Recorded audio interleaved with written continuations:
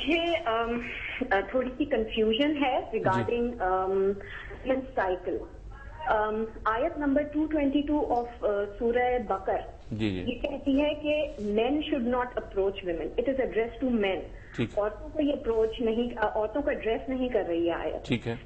اور نماز قرآن سے یہ ثابت ہوتا ہے کہ اتنی امپورٹنٹ ہے کہ آیت نمبر 43 آف سورہ نساء میں کہ اگر آپ کسی بھی حالت میں ہیں اور آپ کو پانی نہیں مل رہا تو آپ تیمم کر کے نماز پڑھ لیں. یہاں کہیں قرآن میں یہ مجھے نہیں ملا کہ عورتیں ڈیورنگ دیٹ پیریڈ نماز کو نہ پڑھیں. یہ آیت صرف ایک ہی ہے اباؤٹ ویمن سائیکل جو بھی ایڈریس کری ہے اور آدمیوں کو, عورتوں کو نہیں.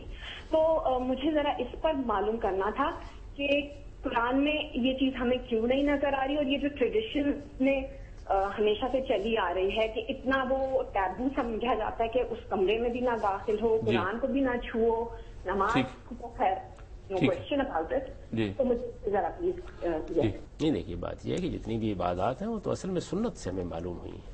انبیاء علیہم السلام کے عبادات پہلے سے موجود تھیں. قرآن عبادات کا تعارف نہیں کرا رہا, پہلے مرحلے میں ان کو واجب نہیں کر رہا. قرآن دین کی آخری کتاب ہے. جو چیزیں پہلے سے دین کی حیثیت سے جاری تھیں ان پر اس نے کوئی تبصرہ نہیں کیا. قرآن ان چیزوں کو موضوع بحث بناتا ہے جن کے بارے میں کوئی سوال پیدا ہو گیا, کوئی اصلاح کی ضرورت ہو گئی, یا جن میں کوئی بدعت داخل ہو گئی تھی اس کو درست کر دیا. تو نماز تو پوری کی پوری رسالت مآب صلی اللہ علیہ وسلم کی تصویب سے ہمیں ملی ہے. یہ پہلے سے انبیاء علیہم السلام کے ہاں تھی, اور یہ چیز بھی پہلے سے موجود تھی کہ اس حالت میں اللہ کے حضور میں نہیں جاتے. یہ ایک رعایت ہے جو خواتین کو دے دی گئی ہے.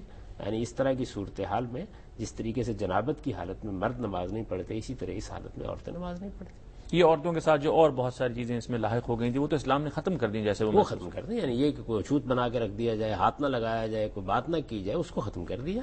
لیکن یہ ہے کہ دو چیزیں موجود ہیں, ایک جس کا ذکر وہاں آ گیا ہے کہ مرد ان سے اپنی مقاربت کا تعلق نہ رکھیں, اور دوسرے یہ کہ اس حالت میں وہ عبادت نہ کریں نماز کی صورت میں.